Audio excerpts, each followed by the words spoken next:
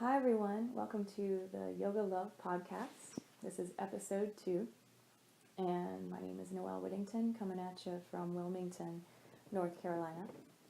And I am excited to say that we had a comment on the YouTube page from Audrey Cox, and she says she's working towards becoming a yoga teacher, and she'd love to hear more about kirtan and percussion playing and Thai yoga.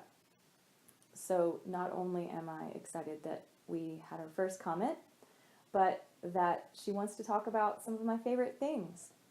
So I would like to just first start by inviting you all to my event this weekend. Speaking of kirtan, my partner Stephen Bellm and I are going to play some live music for you while you practice slow flow yoga. We call it slow tribal flow because I believe that we as a tribe can come together and the heartbeat of the rhythm can really move our soul. And our body can be the gateway to self-realization if we allow it. And I think that music is one of those tools that just gets you there really quickly. So if you like live music yoga, come join me at Wilmington Yoga Center this Sunday, March 17th from 1 to 3:30 p.m. We'll do an all-levels slow flow class to live music by Stephen. And then near the end of class, Stephen and I will get together as a band and offer kirtan. And if you are not sure what kirtan is one of the practices of the bhakti yoga tradition. And kirtan is a word that means to glorify or to praise. And bhakti yoga is about devotion. And I really believe that it is devotion to love. And traditionally, bhakti yoga is based around the guru worship model and chanting the divine names and devotion in all kinds through ceremony and puja and spiritual text study and devotional offerings, and I think more than anything, just allowing every aspect of your life and your day-to-day being meaningful and offering that up to God, the universe, divine, whatever word you feel comfortable with. But day-to-day bhakti, I like to think it's just really taking time to connect to source and being grateful the first second that you wake up for your life, and in everything that you do, how can you find the meaning and how can you connect to source? And kirtan is one of those practices. It's call and response, mantra repetition, and the wala, meaning the one who does, will call and the crowd will respond. And one of the cool things I learned about bhakti yoga is that root BHAJ is to participate in. So we can't do kirtan alone, we need each other. So we are taking these beautiful divine names and these qualities that we already possess within ourselves, and we are embodying them. And we're using our voice not because we're trying to sing a certain way, or even that we find the sound of our voice pleasing to our own ears based on what society has told us is the right way to sing, but just simply because we can, and for the joy of it. And that's one of the reasons why I like to use the word tribe in my offerings, is because as a tribal community, we used to use song and dance as offering and ceremony and celebration in joy and transition. And when we sing together, our heart rates sync up. So when we get together for kirtan, we are just showing each other our heart and soul through our voice. And one of my friends, Lee Mirabai Harrington, reminded me that the sound of our own voice and the quality of our own voice has healing properties for our own system. So why not try it? And I like to practice my own chanting and mantra every day through a variety of different ways. Sometimes I take a mantra and I write it down over and over again. That's called Likita Japa. Japa is repetitive mantra repetition. And sometimes I take my mala beads and I'll run each bead through my finger while repeating a mantra. And by the way, a mantra is just, as Garish would say, a sound or series of sounds that creates a certain effect. And I really like that definition because it doesn't have to be a word. It can just simply be a sound. You can use sounds. You can use what's called bij mantras, seed sounds, really potent sound qualities that represent a particular kind of energy. You can use the singing bowls. You can use the sound of the harmonium. You can use the sound of chimes. Or it could be a word. It could be an affirmation. It could be in your own language. It could be in Sanskrit. It could be something that you make up. So kirtan is just the practice of coming together in devotion through back and forth chanting. And when we chant together, we call a quality or a name or a feeling or a devotional act or an affirmation, and we agree with one another. So it's like me saying peace and love and harmony, and then you say, yeah, peace and love and harmony, right on.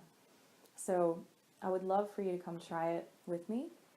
And often during this podcast, I will offer mantra repetition, and you can choose to sing along with me wherever you are if you like, or just listen and receive. So kirtan is really special to me because it is a practice that just has really helped me to connect with my own definition of what God is and how it feels to me. I had a challenging religious experience in, I think I was 13 or something. I don't know. I moved to Winston-Salem, North Carolina with my family, and my grandparents were religious, and they were Southern Baptists, and so I wanted to learn everything that I could about religion, and my parents were wonderful in teaching me that I should just explore everything that I wanted to learn and believe in and really see if it felt right for me. So when we moved to Winston-Salem, I sought out a friend group and went to I think it was a youth group gathering or something, and essentially they showed a video where two of the people that were in the car, these were teenagers, had been baptized before they had gotten in the car. Not right before, but in their lives. And two of the people that were in the car had not. And these teenagers got into a car wreck, and the teenagers who had been baptized or saved went to heaven, and the other two went to hell. And first of all, it was hard for me to be in a new town, meeting new people, and then not really being prepared as a 13-year-old with all of these hormones and emotions and sensitivities, and having to watch this video and watch these kids die, and then feeling bad about myself. And so I wanted to ask questions after the movie. Why do these kids that don't know how to do something in the quote right way, why are they punished? And they couldn't answer me.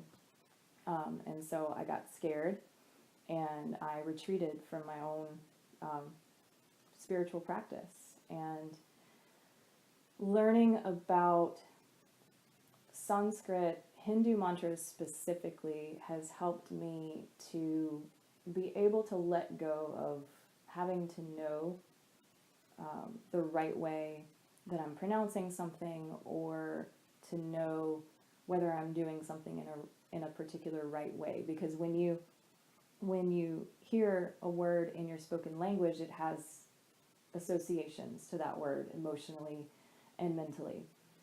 But when you hear a word that you've not been familiar with, and specifically Sanskrit, which is a vibrational language, you just get to feel. You get to see how you feel.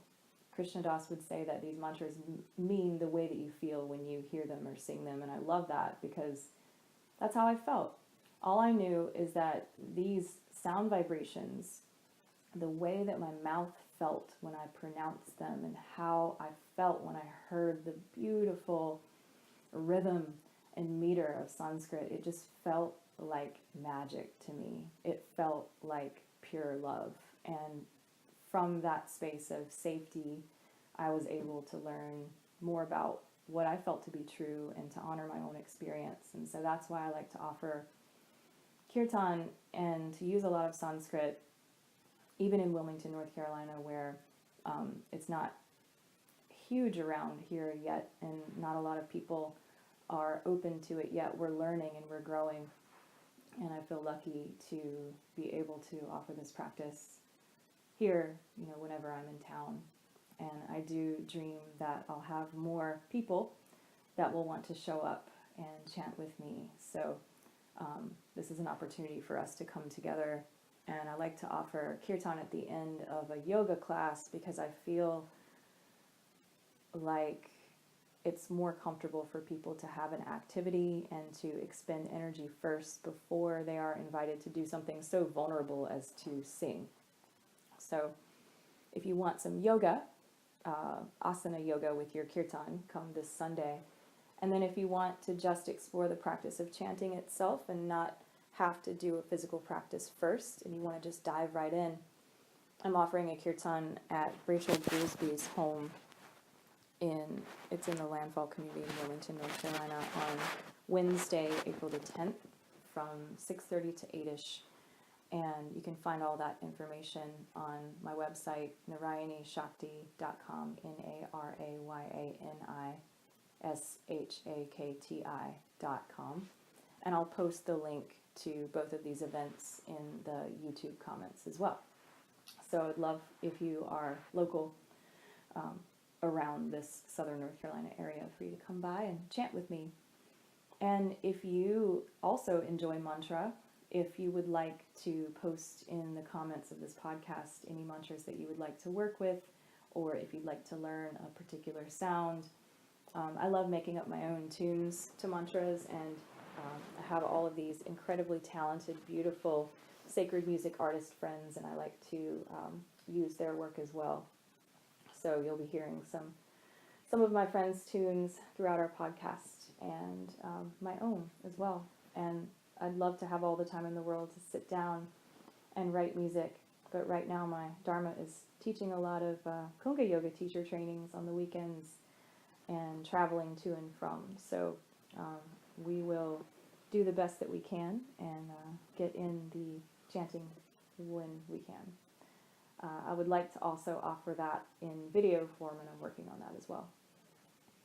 So in terms of offering kirtan, I just feel like it has to come from the heart, and really it's just an opportunity for us to learn more about what it means to share our own heart and our own voice. And in terms of percussion playing, I'd like to record a second half to this podcast, and I'd like to interview my partner Stephen. He is a music teacher. He's an incredibly talented, classically trained tabla player, as well as all of the other instruments. So he can speak better to percussion than I can. And also my partners in Kunga Yoga, Kristen Cooper-Gulak and Lauren Gulak, are incredible drummers too. So I just feel really lucky to be surrounded by all of these rhythm makers. And so you'll be hearing from my friends in rhythm as well. It's all I can do to put my ankle bells on and keep tapping out the rhythm with my ankle while I play my harmonium. And drumming and singing, man, that's something that's really hard to do at the same time. I've been really drawn to the sound of the African water drum called the udu. It's soft sound and it's womp, womp, womp, wobbly, bassy tone. So I've been trying to play that and sing at the same time, and it's hard, man. So, but if you want to learn more about percussion, look out for this second half of the podcast. Thai yoga. Okay, Thai massage and Thai yoga are essentially the same thing, but in certain states you cannot use the word massage unless, of course, rightfully so, you are a licensed board certified massage therapist. I myself have an extensive certification from Thailand that has been supported after in North Carolina. My teachers in Thailand are called the Lek Chaya Nerve Touch Massage Institute in Chiang Mai. And in the States, I've supplemented that with Jill Bersinski's Living Sabai Thai massage trainings. And Jill is just really She's very clear. She's very easy to understand, very matter of fact, very organized. So there is a book, there is a CD, and when you take the training, it's just very easy to follow, hands-on. One partner works on each other while they're watching Jill, and so I just really appreciate her clarity, and I left there feeling renewed, like I had learned so much more, but also I could offer even more to my Thai clients. And her website is livingsabai.com, and I'll put that in the comments as well, Sabai. And she taught me that in Thailand, if you say Sabai, Sabai, that's like, it's all good, it's all divine, everything is well. So Sabai, Sabai. Thai yoga is what I practice, and I would love to be able to afford or have the time to go to massage school, but also I feel like if I can keep my practice to a very comfortable space where it's not my main source of income, and I'm not harming anyone by trying to take business away from licensed massage therapists at an organization. This is just something I offer on the side to some of my clients. I feel like I can honor the extensive amount of work that I've put into my trainings in Thailand and in the States. So I'd love for licensed massage therapists to chime in and let me know how you feel about that. And also I'd love to learn about an affordable massage training that people can recommend, so that one day, when I have some time to take other people's trainings, which would be wonderful, that's something that I could consider. Thai yoga is a combination of assisted stretching, gentle joint manipulation, a little acupressure, and some compression. And Thai yoga works with the Sen lines, S-E-N, energy lines along the body to increase circulation and energy, both production and moving the energy through the individual. And for the practitioner, it is, I think, a lot, in some cases, more sustainable than traditional massage, because you end up just using your body weight on the client, and because of that, it feels like you're both in it together, and you can both receive and transfer energy together. When I work with a client, I like to take a moment to connect and offer gratitude for the ability to be a clear channel of energy, and to just be so grateful for the opportunity to come into this person's sacred space, for them trusting me with their body, mind, and spirit. And what an honor it is to be in that absolutely beautiful, intimate space with another person. I take it very seriously. It's not just physical work, but it's energy work as well. And I don't really have any energy work training specifically, but I do watch my thoughts, and I watch the person's breath, and I link my breath to their breath, and I will use the mantra, mostly I love you, when I'm working on clients, because I feel like, when I've had people work on me before, I can tell if they're having a bad day, or if they maybe have had a little bit too much coffee and they feel a little shaky, or maybe they just feel depleted, or they're just not present. And that's important as we come into another person's sacred space, is that we really, first of all, understand whether we have the strength to hold that space and to hold it in such a way that you'll transmit only clear source energy. You're not giving your own personal energy, and you're not manipulating the person, and you're not just working on them. You're working with them. You're working together to create this opportunity to really merge with the divine as one, I think. So I like to put on music that makes me feel inspired, and I like to end up dancing with the other person and moving to the rhythms of the music and allowing it to be this co-creation, and watching this beautiful body in front of me kind of surrender to the grace of the moment, and watching to see what the person's edge is in terms of flexibility, and being guided intuitively to the areas that the person needs attention in. And more than anything, I'm just holding space for that person to have whatever experience they have, and hopefully some kind of positive release will happen as well. I was lucky enough to be able to offer Thai yoga on my recent yoga retreat. We had a Kunga yoga retreat to Costa Rica, which is every year, and you can go next year, January, I think it's January 19th through the 25th. It'll be somewhere around there, but you can check the website kungayogaschool.com to go to Nosara, Costa Rica again with Kristen Cooper-Gulak and Nicole Boyle. I would love to go, but I gotta share. Gotta let my sister go sometimes as well. So I was offering Thai yoga to a lot of the retreat participants, just in this beautiful open air palapa, looking over the ocean and feeling the breeze and hearing all of the tropical sounds, and it was just magic, just so beautiful. So if you have never experienced Thai yoga before and you'd like more information, there's a lot of practitioners here in Wilmington, North Carolina that I could recommend, as well as myself. And I'll post the links to both my teachers in Thailand, the Lek Chaya Institute, and Jill's program, livingsabai.com.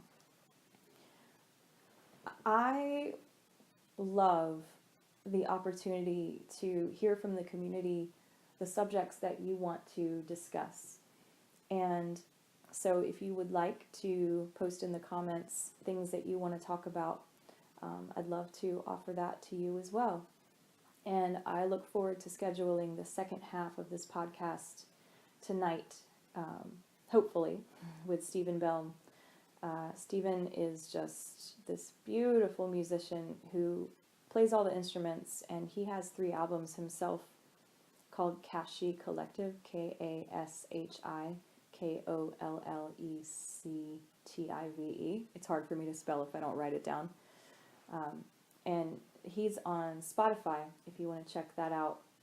And his music is really beautiful. It's perfect for meditation or for yoga or for just enjoying the beautiful sounds of the collaboration of himself and his friends. And he's working on his sort of next level musical adventure right now, and it's really beautiful to hear. So if you want to check him out in person, again, come to Wilmington Yoga Center this Sunday, March 17th from 1 to 3:30 to our Slow Tribal Flow workshop.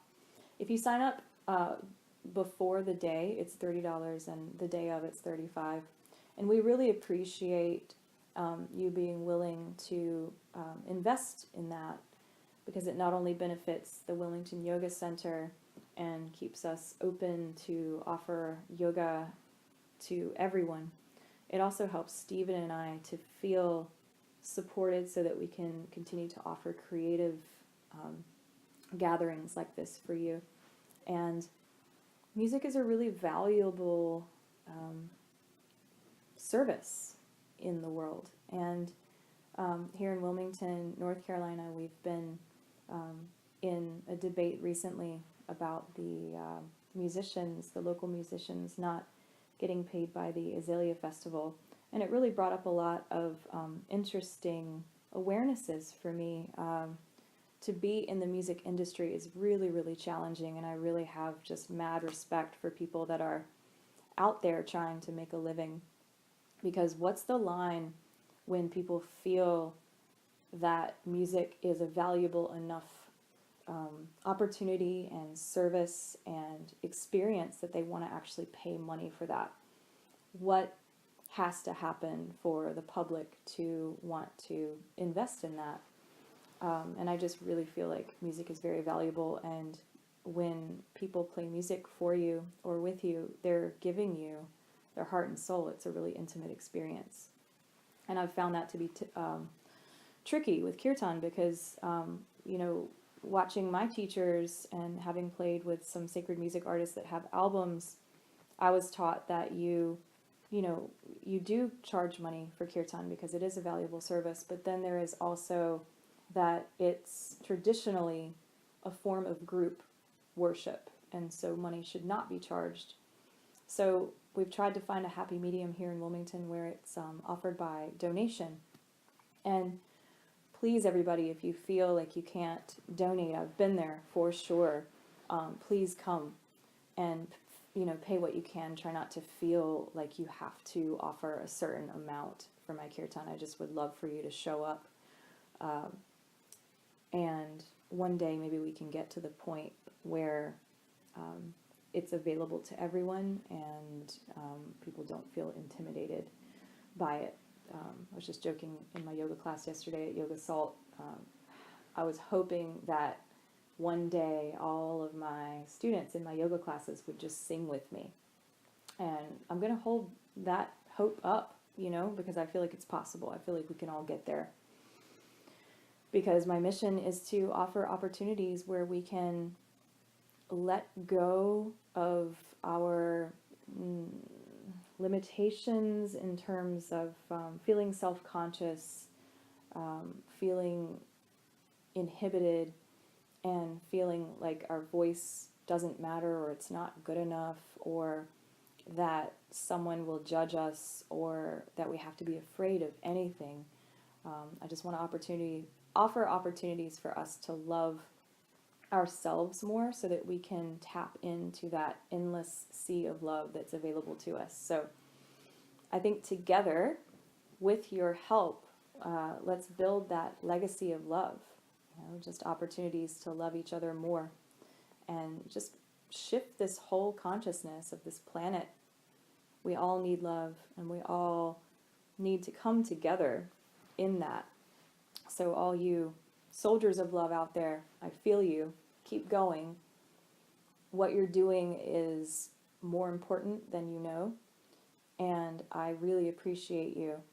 Thank you to all of my colleagues and friends who are creating these incredible opportunities to contemplate what it means to connect to Source every day and to be grateful and to serve all beings.